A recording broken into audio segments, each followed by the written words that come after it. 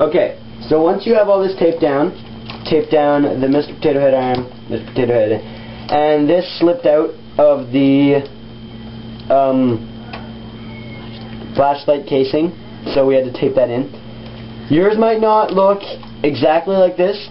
We've done it many times with the hat slightly adjusted over here, with the arm, maybe just red wire sticking out in the back, like so it kind of looks like this.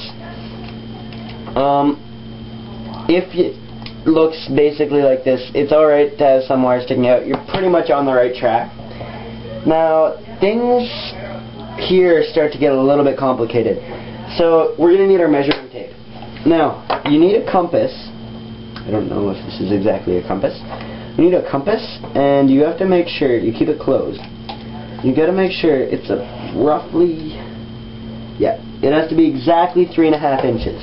Okay, so you take this and open it up to a little bit more than 90 degrees, okay? Then you take more tape. This is a pretty hard project on tape. And you're going to want to set it up here. Oh, could you hold that there? So you're going to want to set it up there and not completely wrap around the hat, because you want that to be there loosely, because you're going to have to change the batteries later on. Okay, and put that there. Now, we're just going to work on the sight, and then you'll be all ready to hook it up to your TV. So, you take the sight. This is the tricky part. Take your sight. Now, you don't want to tape over top of the laser, because it'll just ruin the whole thing. Now, you want to try to find the best place to put it. I prefer having my sight on the side. And I prefer putting mine on the bottom, where there's more space. That does work too. Like this? Actually, I think we're gonna do that. But judging by the model, like how you designed it, it might vary. You know, it's your choice. It's a personal choice. So then Jamie's gonna move his fingers here, and oh, good, that's not good. So then we're just gonna take this out. Nice. And you have to say goodnight to your mom. Good night, Leslie. Night, Mom.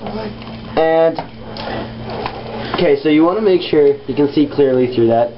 If you can't see how many fingers I'm holding up, there's something wrong. I love you, Marco. I love you too, Mom. Okay, so then you measure it, and it should be roughly 12 feet. No, 8 inches. No, wait. But you have to measure it very carefully. You have to make sure you get to, just 1 second, however tall you are, because you want the perfect length gun. So I am 6 feet tall, so I take it, and I take the very end here, and I have to wrap it around to make sure it is the right height. This is kind of painful.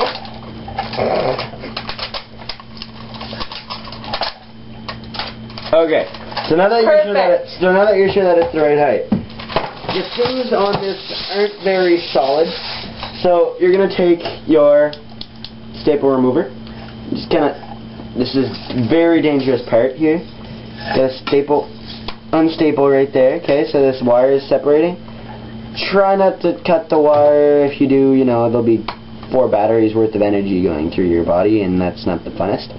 Maybe put some rubber down there. I tried.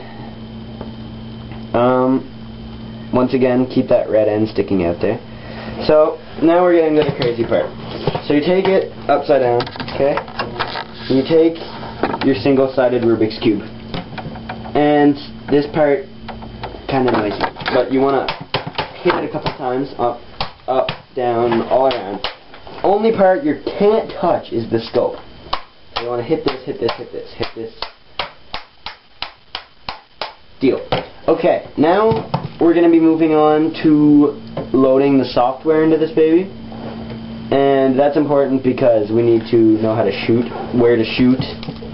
And we're going to pass it on to the Gamer Freak for that one. So he's going to show you how to plug it into your TV. Okay, for this next part, I have to do it because my friend is entertainment gunplay challenged. So he cannot do this. So you need to load the software. You can load it. The best thing to load it from is your PS3. You could do it from an Xbox, but you know, you'd have quite a few glitches, just not the same, you know, Xbox. So you take it and you bring it over to your TV. Of course, the red thing is still sticking out, so you can plug it in. See, we had a plan for that all along. See, you take this and you put it in here. And you got to make sure it. Oh, actually, it just fits. See that? It fits right in there. Some of those might be in the front. You might have a harder time plugging it in, but you know, this one works good. Now what you want to do is you want to play a good round or two of Grand Theft Auto. Now that would take some time, so we're not going to show you this part. We're going to skip right to the baking portion of this project. Okay, once you have got all your software loaded on, quite a bit of Grand Theft Auto stuff on this thing, you will take the thing, your airsoft gun to be. Be very careful when hauling it out. It's pretty fragile. You might have to turn it a bit. Just like jiggle it around. Yeah, it's pretty sturdy though. So you take it. You're almost finished model. Looks like we're working on a bomb. Well, it could turn into that. You take it one last time. You hit your airsoft gun. Your soon-to-be airsoft gun.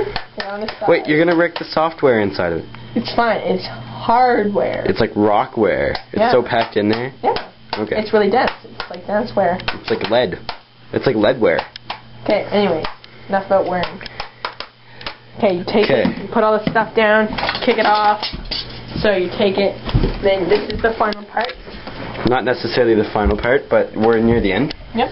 Put it through your cat door. If you don't have a cat door, I guess we can get by without, but I suggest putting it through your cat door. Take it, go upstairs. You have to go upstairs. Even if you don't have stairs in your house, go outside, go to your neighbors. We're just walking upstairs right now. It's kind of dark.